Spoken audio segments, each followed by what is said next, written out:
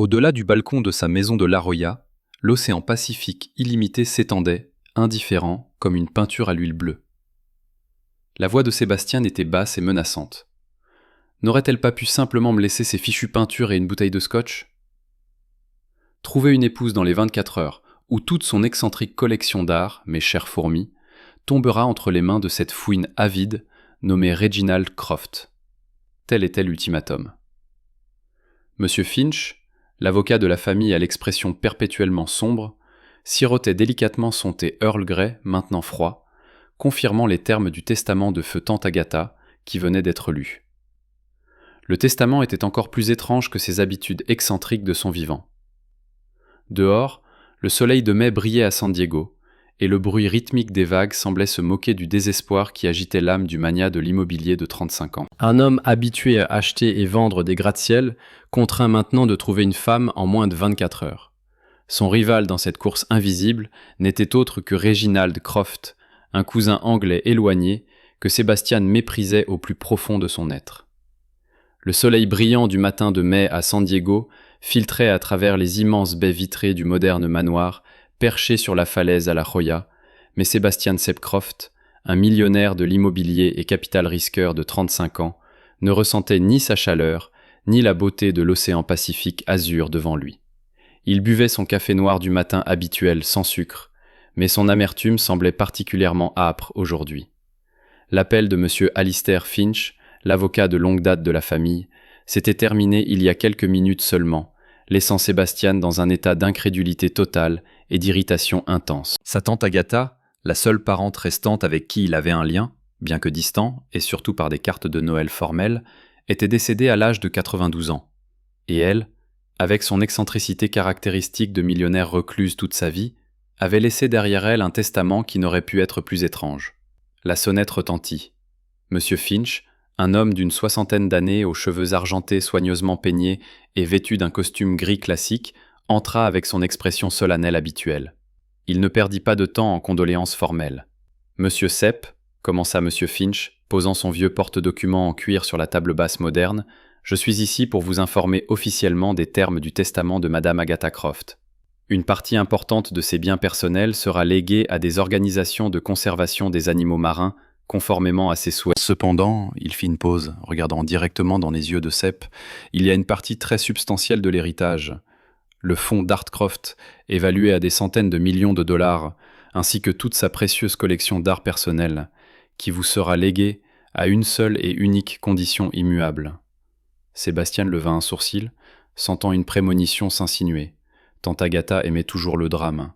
Vous, Sébastien Croft, devait être officiellement marié dans les 24 heures suivant l'annonce officielle de ce testament. C'est à partir de ce moment, il jeta un coup d'œil à sa montre en or. Si vous ne remplissez pas cette condition, l'intégralité de la fondation caritative et de la collection d'art passera automatiquement sous le contrôle de M. Reginald Croft, votre lointain cousin d'Angleterre. Sepp était stupéfait. 24 heures pour se marier, avait-il bien entendu ? Reginald Croft, ce parent pompeux et avide qu'il détestait depuis l'enfance. Un homme que même tante Agatha n'avait jamais particulièrement apprécié. La vieille femme savait vraiment comment faire une sortie théâtrale, pensa-t-il. Le fonds d'Artcroft était la passion de sa vie, un dépôt d'art qu'elle chérissait, et elle avait laissé entendre qu'elle voulait que Sepp en prenne la direction et le développe selon sa vision. Mais avec une telle condition.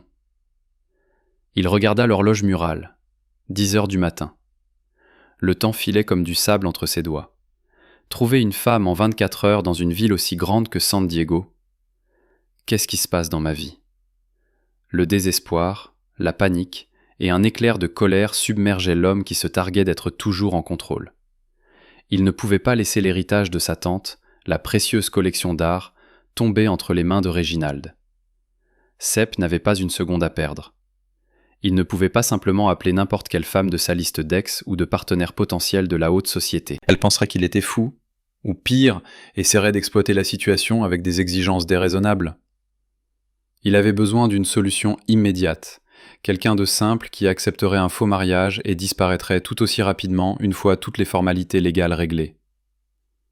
Il sortit en trombe du manoir, sauta dans son Aston Martin DB1 gris argenté et roula sans but hors du quartier prestigieux de La Jolla. Des plans fous tourbillonnaient dans sa tête. Il devait trouver quelqu'un, n'importe qui, tout de suite. La voiture glissa dans les rues bordées de palmiers, se dirigeant vers le centre-ville. Il tourna vers Balboa Park, une oasis de verdure au cœur de San Diego où il allait souvent seul pour réfléchir. Peut-être qu'au milieu de cette nature paisible, il trouverait l'inspiration ou une solution. Il se gara et entra dans le parc, regardant autour de lui d'un air absent. Des couples se promenaient, main dans la main. Des familles jouaient sur l'herbe. Des touristes admiraient l'architecture espagnole historique. Aucun d'entre eux ne pouvait l'aider. En passant devant le jardin Alcazar, avec ses fontaines gargouillantes et ses parterres de fleurs éclatants, il s'arrêta soudain. À l'ombre d'un vieil arbre jacaranda, couvert de fleurs violettes, était assise une jeune femme sur une petite chaise pliante, le dos tourné vers lui. Ses longs cheveux bruns tombaient sur ses épaules.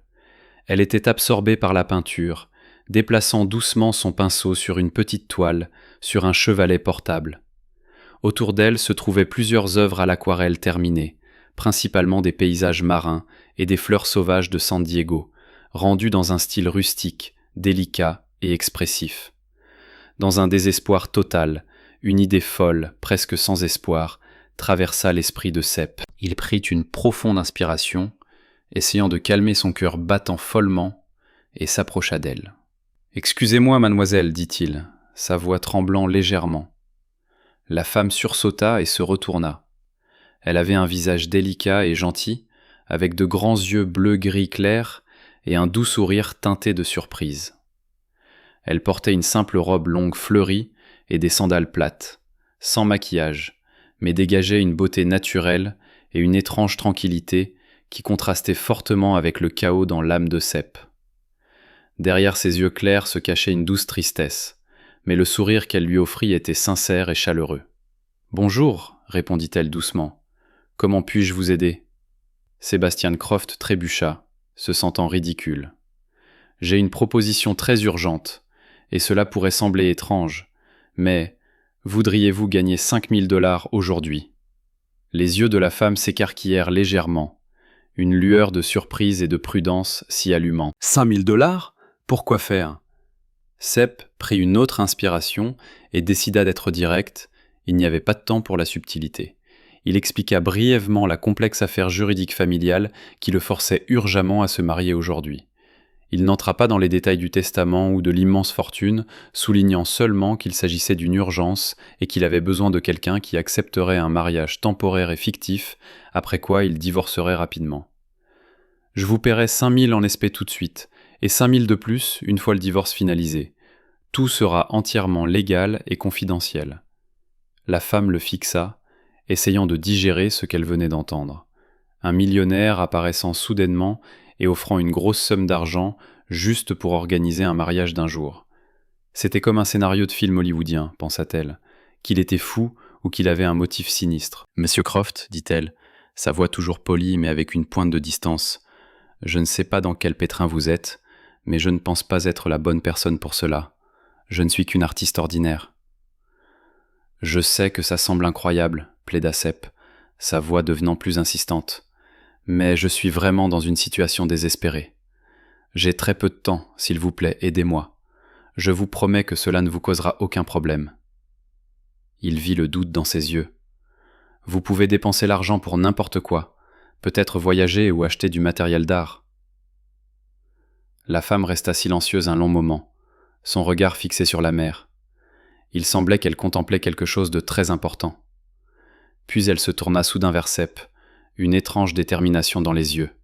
« Très bien, monsieur Croft, dit-elle, sa voix n'étant plus surprise ou méfiante, mais possédant plutôt un calme extraordinaire. J'accepte votre offre. » Sepp expira de soulagement, comme si un poids de 1000 livres avait été soulevé de lui. « Merci, merci beaucoup. Quel est votre nom ?»« Aura Haïs, répondit-elle, un triste sourire effleurant ses lèvres. « Et j'ai une petite requête. L'argent que vous me paierez, j'aimerais le donner à l'orphelinat voisin que je visite et aide souvent. Pourriez-vous m'aider avec cela ?» Sepp fut surpris par sa demande. Une femme vendant des tableaux dans la rue voulait utiliser une somme aussi importante pour une œuvre de charité ? Cette fille était vraiment spéciale. Bien sûr, mademoiselle Ice, je serais ravi de vous aider. Et ainsi, là même, à Balboa Park, un accord de mariage d'1 jour fut conclu entre un millionnaire désespéré et une artiste mystérieuse qui semblait n'avoir plus rien que le désir d'une dernière aventure inattendue dans sa vie. Sepp et Aura se précipitèrent à l'hôtel de ville de San Diego comme un tourbillon. Monsieur Finch avait déjà préparé tous les documents nécessaires. Le processus d'enregistrement du mariage fut rapide, presque une farce. Seul Sepp, Aura dans sa simple robe fleurie, et Monsieur Finch en tant que témoin étaient présents. Il n'y eut pas de vœux, pas de vraies alliances. Monsieur Finch leur fournit une paire de simples anneaux en or pour accomplir les formalités. Pas de romance, juste des signatures sur un document légal les rendant mari et femme aux yeux de la loi. Alors que le greffier leur remettait une copie du certificat de mariage, confirmant officiellement leur union, Sepp ressentit un sentiment fugace de soulagement. Il l'avait fait. Il avait rempli la condition de tante Agatha. Mais quand il se tourna vers Aura pour la remercier et discuter du divorce le plus tôt possible, il fut choqué de voir son visage pâlir, ses yeux se fermer, et son corps vaciller légèrement comme si elle allait tomber. « Mademoiselle Hayes, Aura, vous allez bien ?» s'exclama Sepp en la retenant. Aura ouvrit les yeux, essayant d'esquisser un faible sourire. « Je vais bien, juste un peu étourdie. » Elle toussa plusieurs fois, une toux longue et apparemment épuisante, puis fouilla rapidement dans son petit sac, en sortit une petite bouteille de pilules, en versa quelques-unes dans sa paume et les avala hâtivement avec l'eau restante dans la bouteille. Sepp la regarda avec une véritable inquiétude. Sa pâleur et sa fatigue inhabituelle ne semblaient pas être un simple léger étourdissement. « Êtes-vous sûr que vous allez bien ? Peut-être devrais-je vous emmener à l'hôpital. » Aura secoua la tête. « Non, monsieur Croft, juste un peu fatigué, probablement le stress. » Elle hésita un instant, puis le regarda directement dans les yeux. Une profonde tristesse brillait dans son regard bleu-gris. « En fait, il y a quelque chose que je ne vous ai pas dit. » Elle prit une profonde inspiration, comme pour se préparer. « Je suis malade, en phase terminale. Le médecin a dit qu'il ne me restait pas beaucoup de temps, peut-être seulement 1 mois environ. » La confession d'Aura frappa Sepp comme un coup de foudre. Il se figea, incapable de croire ce qu'il entendait. La femme qu'il venait d'épouser, sa femme d'1 jour, la personne qu'il avait l'intention d'utiliser simplement comme un outil pour atteindre son objectif, était en train de mourir. Un terrible sentiment de culpabilité, un choc indicible et une douleur inconnue et cuisante transpercèrent soudain son cœur habituellement froid. Qu'avait-il fait ? Il avait entraîné quelqu'un au bord de la mort dans son plan égoïste. Après le choc initial, l'esprit de Sepp devint complètement vide. Il regarda Aura, la petite femme devant lui avec une expression étonnamment calme sur son visage, parlant de sa mort inévitable, et ressentit un bouleversement intérieur sans précédent.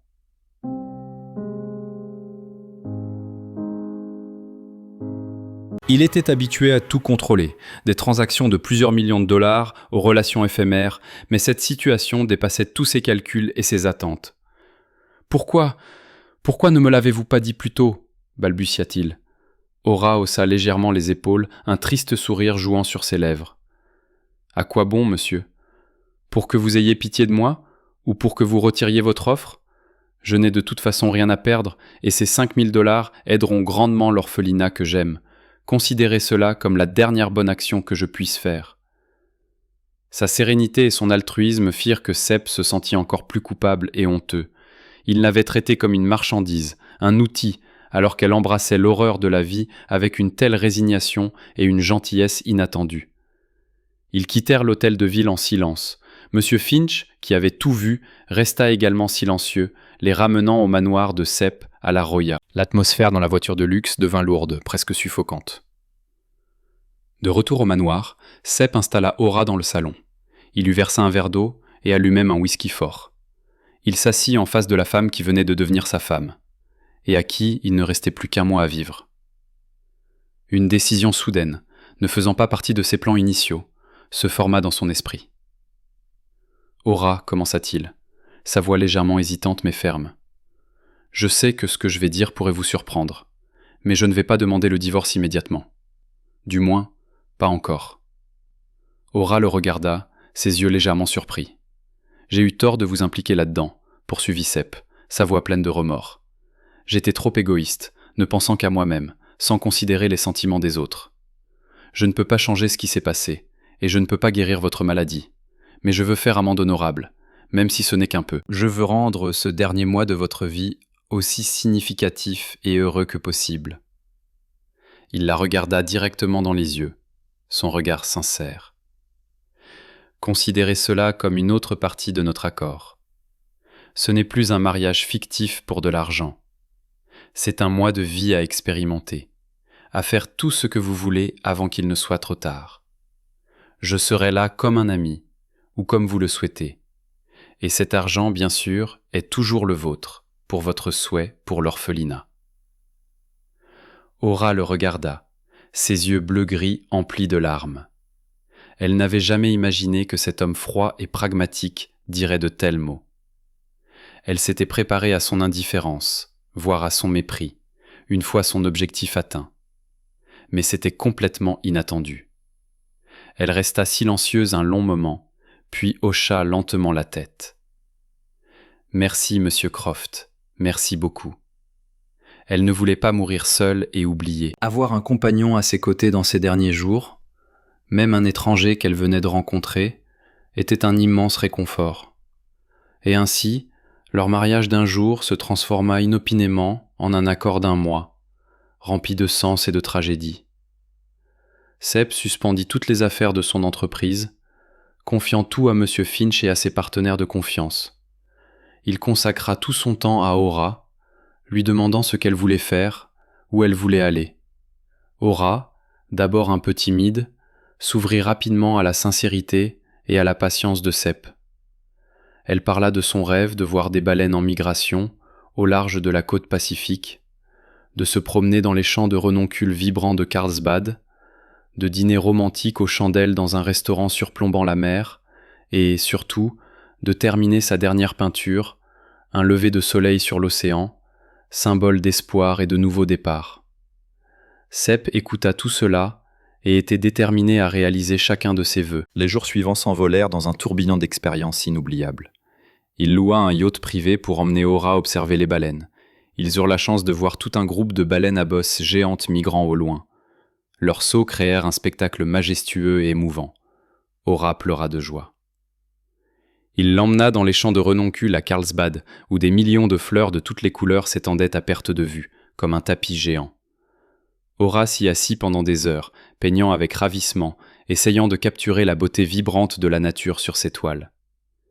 Ils dînèrent ensemble dans les restaurants les plus romantiques de San Diego, savourant de délicieux plats, des vins exquis et des conversations interminables sur tout et rien.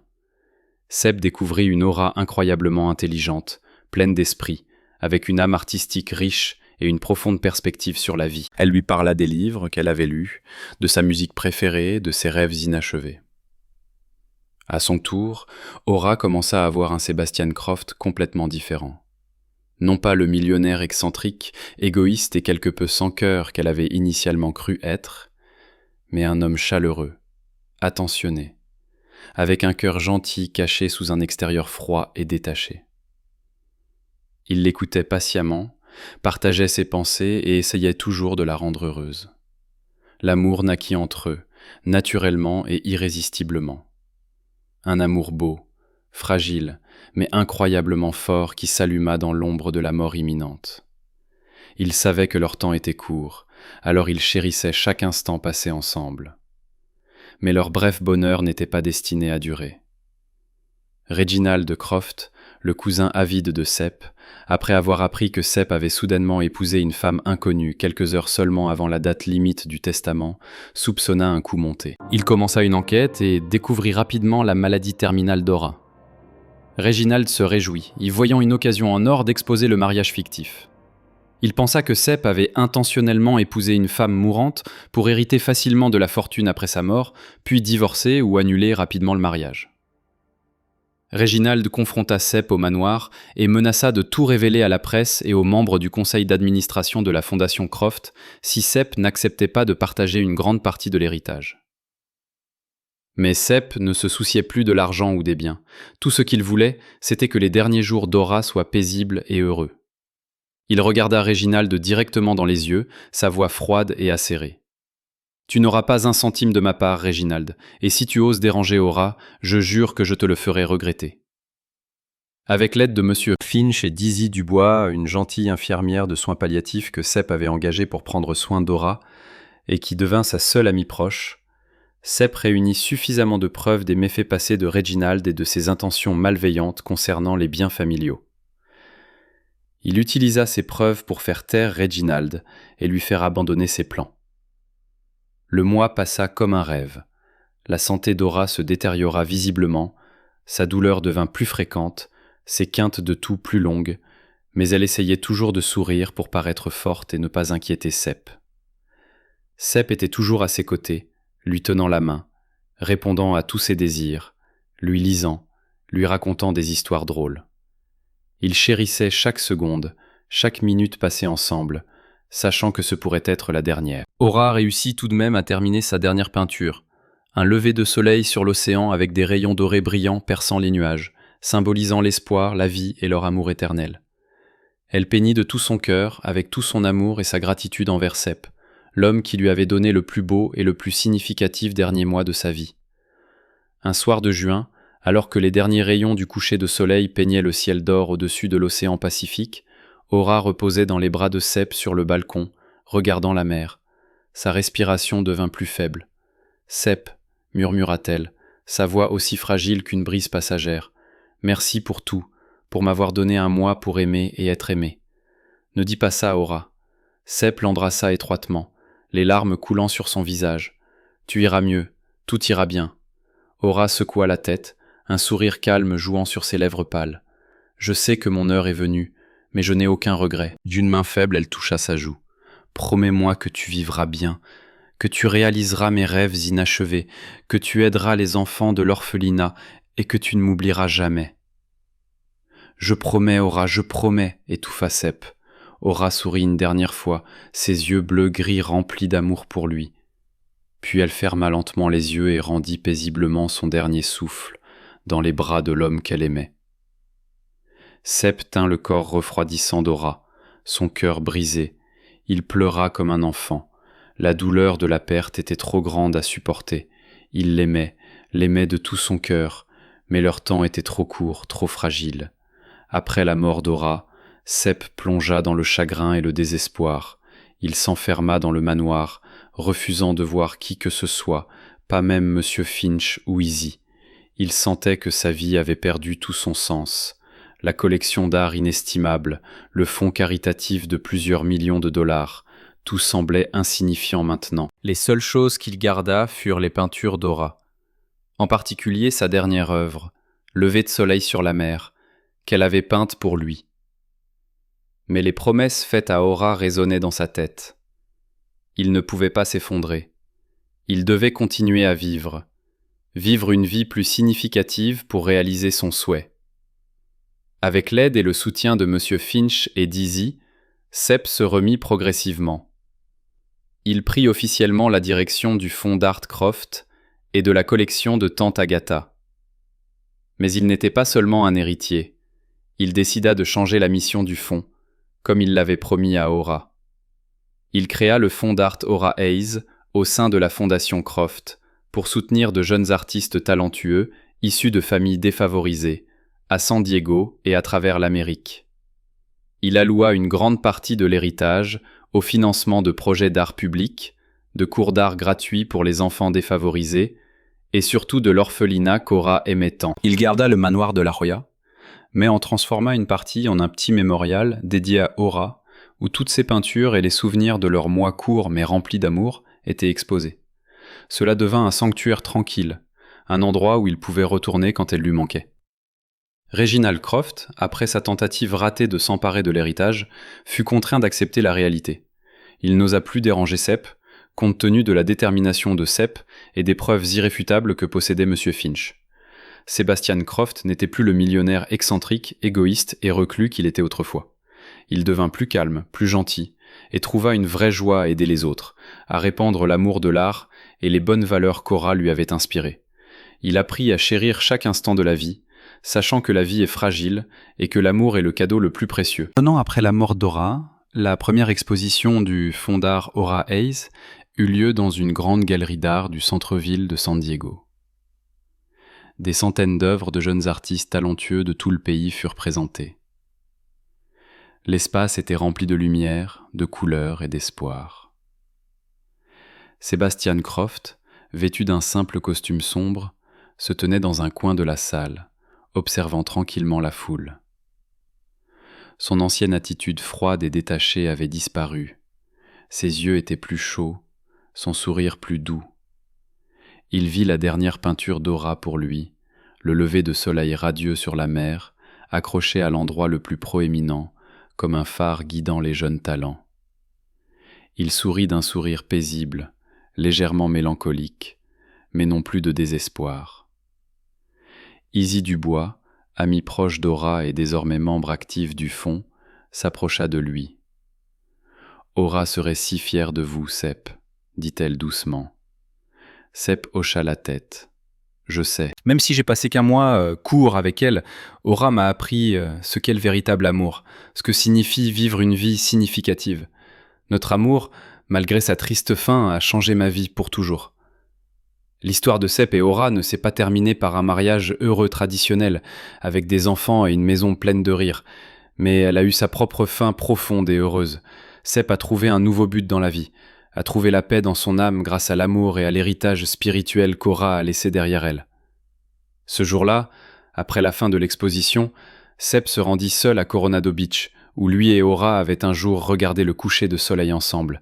Il se tint debout, regardant le soleil plonger lentement sous l'horizon, peignant le ciel en cramoisi. Dans sa main, il tenait une petite marguerite violet clair, semblable à celle qu'Aura peignait souvent. Il sourit d'un sourire paisible. Il savait que même si Aura n'était plus physiquement à ses côtés, leur amour vivrait pour toujours dans son cœur. Dans les bonnes actions qu'il accomplissait, à chaque lever de soleil et dans chaque vague qui se brisait sur le rivage. Un mois d'amour, un mois court, mais suffisant pour changer une vie entière. Assez pour écrire une histoire d'amour immortelle, et peut-être était-ce la façon unique du destin d'accorder l'accomplissement. Merci d'avoir pris le temps d'écouter cette histoire. Si vous avez aimé ce conte, n'oubliez pas de l'aimer et de le partager avec vos amis.